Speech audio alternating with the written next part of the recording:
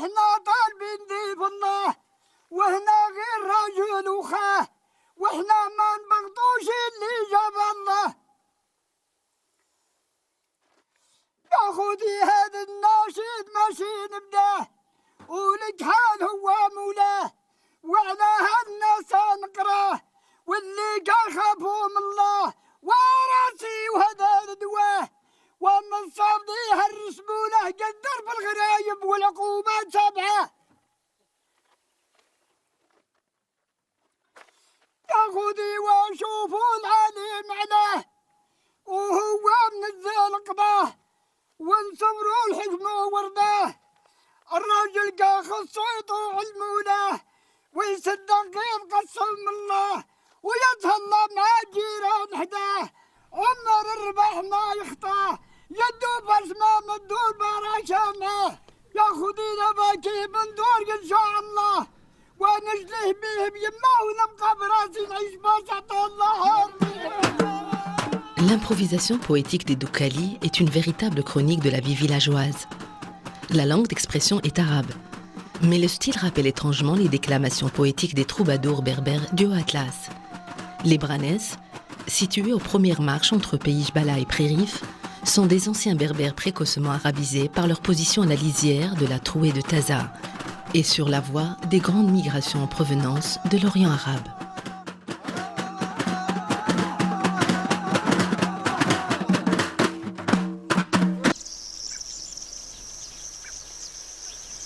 L'Oued Lahdar transverse tout le pays branès, depuis la vallée de l'Enawen jusqu'au sommet du montagne Est. C'est l'un des principaux affluents qui se déverse depuis le contrefort Rifin sur l'Oued Inawen au fond de la trouée de Taza. De même que le drainage rattache tout le couloir de Taza au Sébou du côté ouest.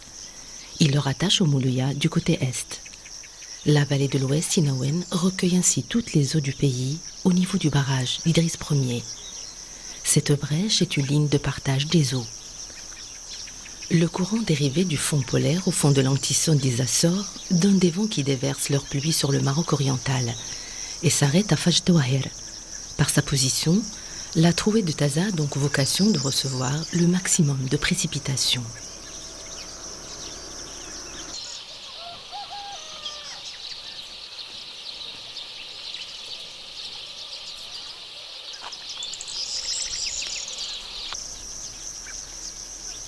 La route est le chemin de fer de Fès à Oujda, via Taza, en passant par la voie de l'Inawen, pour obtenir en 1914 cette jonction entre Maroc occidental et Maroc oriental.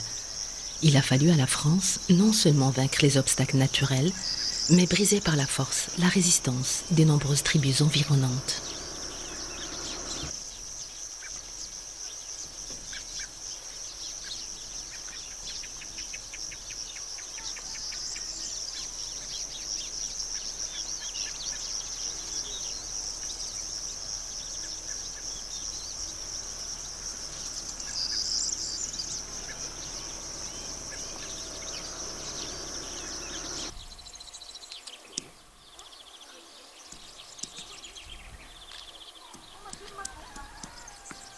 Les monts des Tsoul et des Branès, qui forment comme les derniers contreforts du Rif, s'étendent sous l'aspect des plateaux au-dessus de la plaine. Pour les Branès, leur territoire se divise en deux parties, la montagne et la plaine. Les Bni Bouyala et la Oraba habitent la partie montagneuse, la Taïfa et les Bni Frous la plaine. Au moment de la conquête arabe, les plus importantes confédérations de tribus branès, selon Ibn Khaldoun, sont celles des Auraba, des Houara et des Snahaja, qu'on retrouve encore aujourd'hui au voisinage de Taza. La tribu actuelle des Branès est un résidu de l'une des deux grandes familles qui ont constitué la nationalité berbère, les Botres et les Branès. Ibn Khaldoun revient souvent sur cette dichotomie qui lui sert à la fois à classer les tribus et à ordonner l'histoire du Maghreb. Lorsqu'il évoque les événements de la conquête arabe à la fin du 7e siècle, c'est en ce moment-là qu'entre en scène le chef berbère Kosaïla, qui appartient au groupe ethnique des Branès et à la tribu des Auraba, dont beaucoup d'entre eux iront par la suite s'établir dans la région de Taza, où on les trouve encore aujourd'hui, dans cette contrée verdoyante du Prérif, où pousse dru l'herbe et le bois épais. C'est des avantages de cette montagne que d'offrir ainsi de ressources diverses, depuis les olives et les mûriers de basse pente, jusqu'aux vraies forêts et au pâturage des hauteurs. Autre avantage, l'abondance de l'eau si précieuse, avec la nappe prérifène, et pour finir, les mines de sel.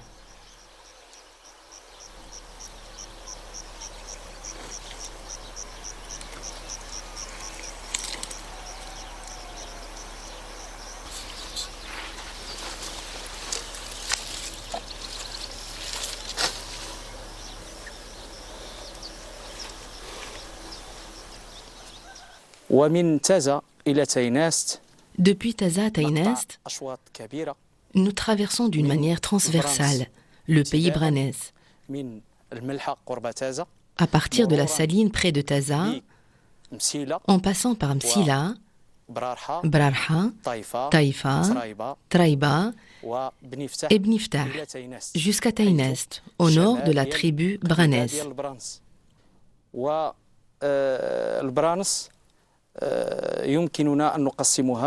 On peut diviser les Branais en deux parties, la partie montagneuse et la plaine. La partie plaine commence au couloir de Taza Oujda jusqu'à exactement Sidi Ahmed Zarrouk, qui a des racines profondes dans la région. Quant à la partie montagneuse des Branais, elle commence au niveau de Sidi Ahmed Zarrouk, Msila, jusqu'à Tainès, qui constitue le sommet le plus élevé de la chaîne montagneuse et dispose du couvert forestier le plus dense. La forêt s'étend ainsi sur une grande superficie, surtout au niveau de la commune de Tainest. S'agissant de la flore forestière, on peut citer les essences suivantes.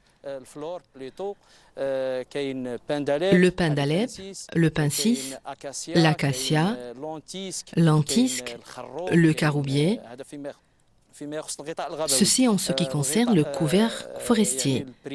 Et pour ce qui est du domaine privé, vous avez l'amandier, le pommier, l'abricotier, ainsi que de nombreux autres fruitiers. Pour ce qui est des habitants, la plupart d'entre eux pratiquent l'agriculture de montagne d'une manière générale, ainsi que l'élevage de caprins, d'ovins et de quelques bovins.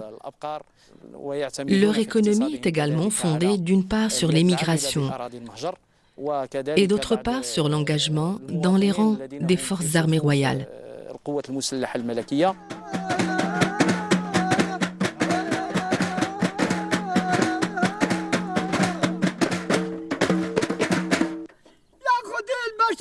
خبغي متجوع كالقضي عليه دابا السوق ناس مشي تصيب النار فيه وما اللي عنده المال علاجيه كل واحد يعدل كم يو يعبيه وما المسكين حقه للكريم يراعيه إلى الحق موداين باراشا عليه ما عنده فلوس يموت كان الله بها ربي يحميه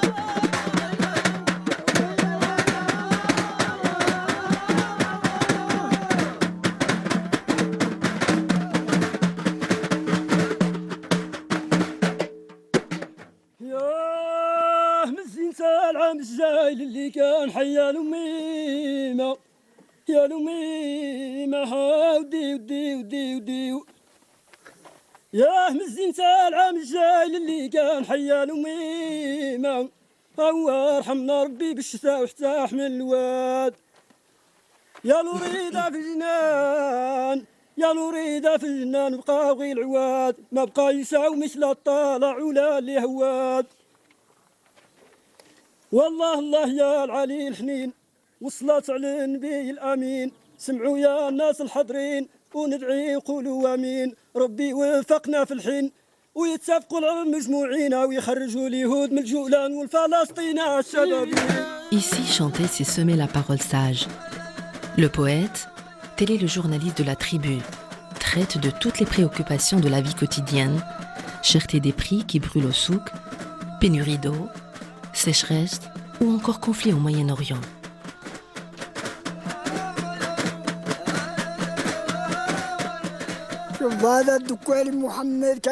Ceci est Mohamed Doukali qui vous raconte le patrimoine des Branaises.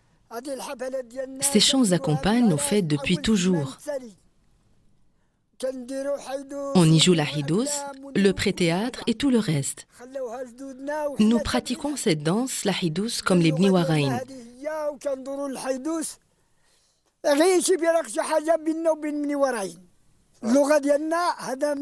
La seule différence, c'est que nous chantons en arabe et eux en berbère.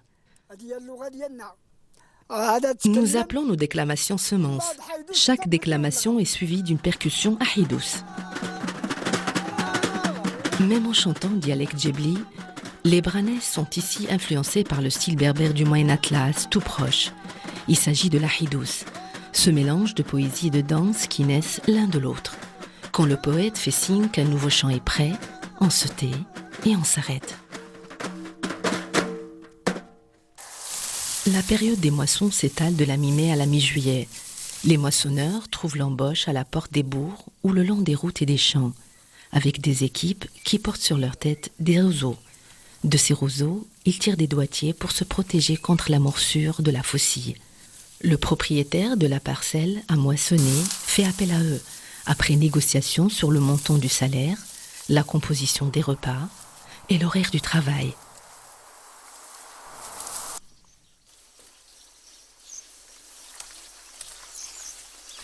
Nous venons du Douar Nbabla et on prépare doigtier, salopette, faucille et on se dirige vers le souk.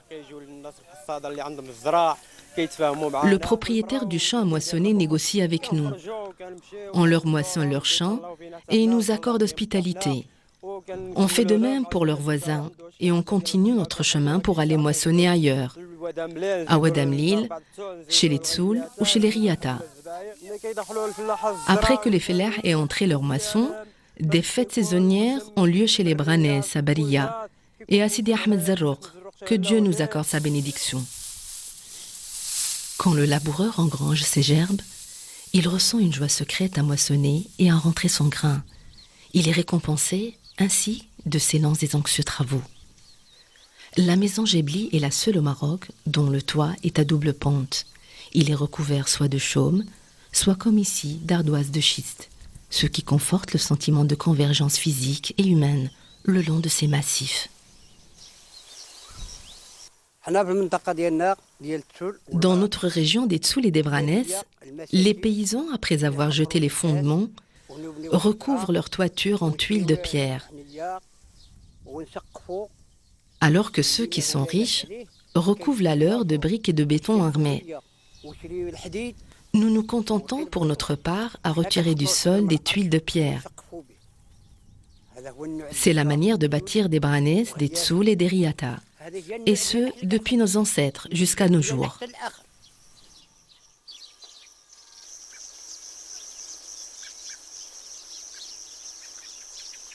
Après dépiquage et vannage, la paille est stockée, non pas dans un silo, matmoura comme au sud marocain, mais dans une meule de paille cylindrique au dôme, maintenue par un croisillon de cordes lestées de pierre.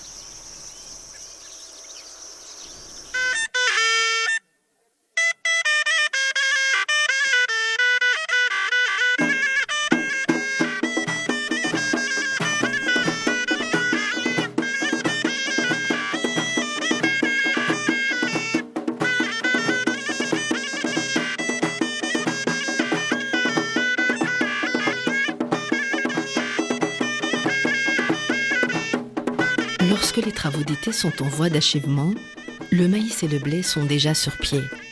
Une partie des récoltes est déjà stockée en réserve pour commencer la saison des fêtes. Les célébrations s'étalent sur 2 mois, depuis juillet jusqu'à septembre. Les travailleurs émigrés sont en congé chez eux. Ils apportent l'argent qui fait tant défaut et leurs économies serviront au financement des fêtes.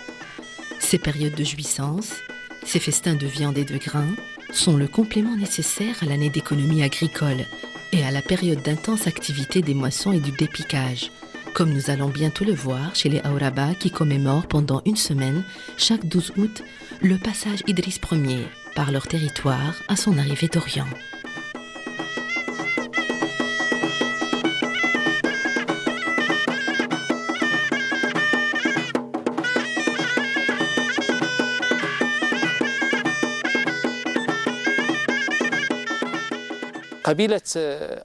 La tribu des Aouraba, dont fait partie Taynest, et qui a des racines historiques profondes, est la première à avoir présenté son allégeance à Idriss Ier.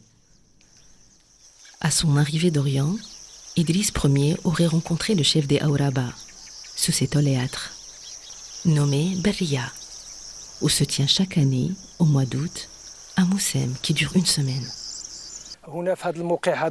C'est en ce lieu même que la tribu berbère des Aouraba s'était ralliée à Moulay Idriss, à son arrivée d'Orient, pour diffuser l'islam au Maroc. Cette région des Aouraba, qui font partie des Branès, se compose de 4 fractions.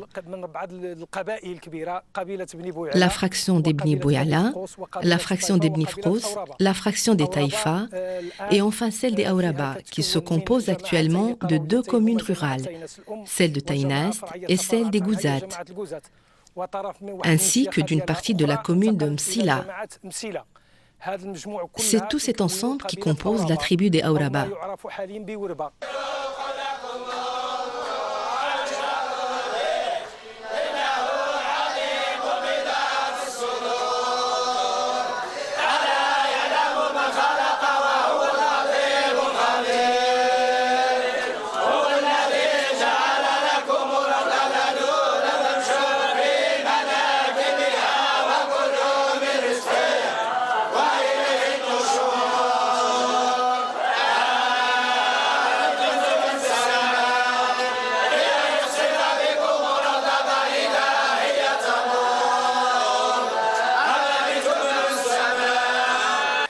Ce moussem est le lieu de rassemblement des récitants du Saint-Coran. On y fait des prières rogatoires. On y fait appel à la miséricorde du Seigneur à chaque fois que les pluies font défaut. Se retrouvent ici les récitants du Coran. Toutes les sourates sont psalmodiées en ce moussem qui dure une semaine entière. Les gens de tribu affluent de partout. Ils sont approvisionnés gracieusement en nourriture. Les offrandes sont accordées pour plaire à Dieu seul. C'est peut-être la seule région du Maroc où on accorde encore l'hospitalité au nom de Dieu. L'état de grâce a toujours caractérisé le pardon de Berriya, de sa naissance à nos jours. Le surplus d'offrandes est confié au garant du parvis sacré pour approvisionner le moussem de l'année suivante, en nourriture et en sacrifice. La tribu se charge de compléter cet approvisionnement.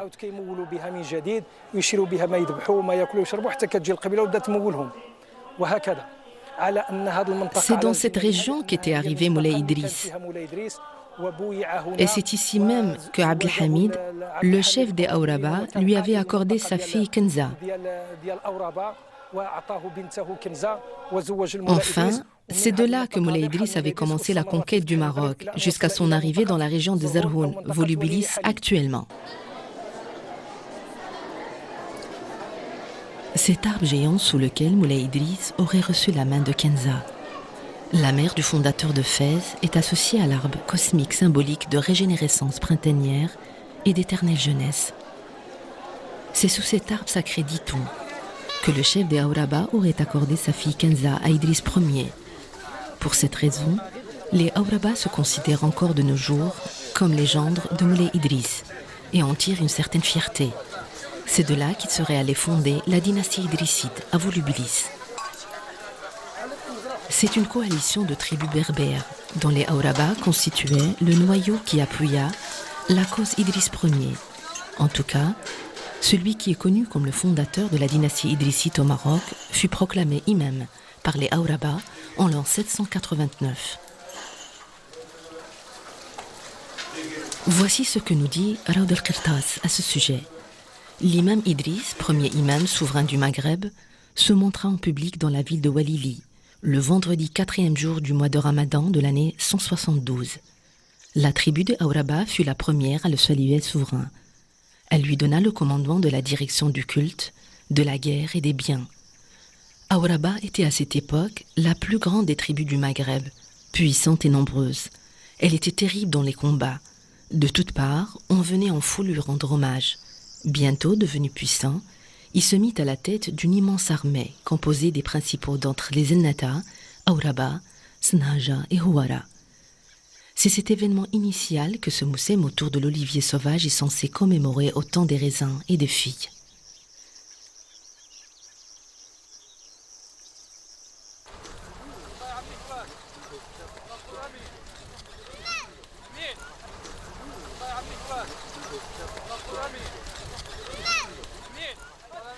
Les Branès possèdent encore la hampe et la soie du premier étendard que Moulay Idriss avait confié à ses alliés berbères Aouraba à Volubilis. Les Berbères accueillirent Moulay Idriss avec enthousiasme, car la croyance populaire en la baraka des descendants du prophète était déjà bien enracinée au Maroc. Le souk de Hadmsila avec ses pics, bœufs perchés aux arbres, constitue la limite tangible entre plaine et montagne. L'humidité élevée, jointe à une température relativement douce, explique les forêts nombreuses et denses, chênes dans les régions basses, cèdres, sapins et pins sur les sommets les plus élevés. Tu y as enfin les secteurs moins arrosés de l'Est. En montagne, l'optimum de peuplement est vite atteint et dépassé. Elle doit périodiquement déverser sur la plaine la surcharge d'hommes. Ces montagnes qui fournissent traditionnellement l'armée en soldats réguliers fournissent en émigrés l'autre rive de la Méditerranée. À notre retour de France, on se rend en pèlerinage à Sidi Ahmed Zarrouk, que Dieu nous accorde sa bénédiction. À son patronage se rendent de nombreux cavaliers et pèlerins. On se rend aussi à l'Ama de Berria, au Gouzat. La Zaouia jouait un rôle d'étape de caravane entre Fès et Milia. En effet, la route Fès-Tazal est autrefois jusqu'à Milia. Florissante au Moyen-Âge, cette voie est citée par Ibn Battuta qui l'a suivie. C'est par elle que s'introduisait à Fès le velours vénitien qu'on y retrouve encore. Si à partir de l'occupation française en 1914, la Zaouia a perdu son rôle d'étape de caravane entre Fès et Milia, elle continue d'être un lieu de pèlerinage fréquenté au mois d'août par la communauté émigrée originaire des Branès et des Tsouls.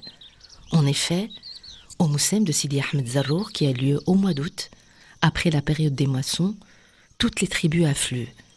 Le Moussem, qui dure 3 jours, est animé par les cavaliers Branès, Tsoul et Riata.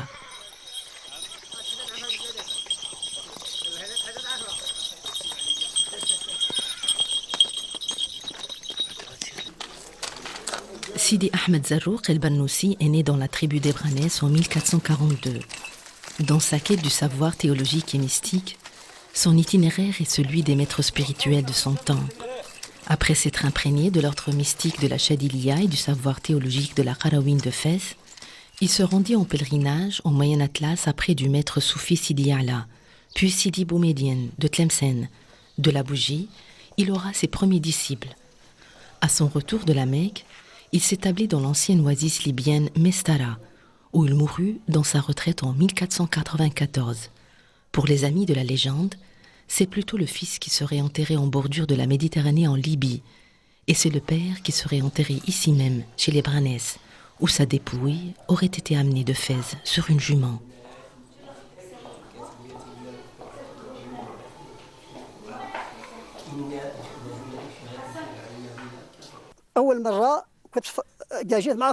Au départ, je me suis engagée dans l'armée française, où j'ai passé 2 ans en Indochine et 2 ans en Allemagne pendant l'occupation, jusqu'à la fin de la Deuxième Guerre mondiale. J'étais née en 1931. Nous avons émigré en France dans les années 70 pour acquérir les devises fortes qui nous manquaient ici.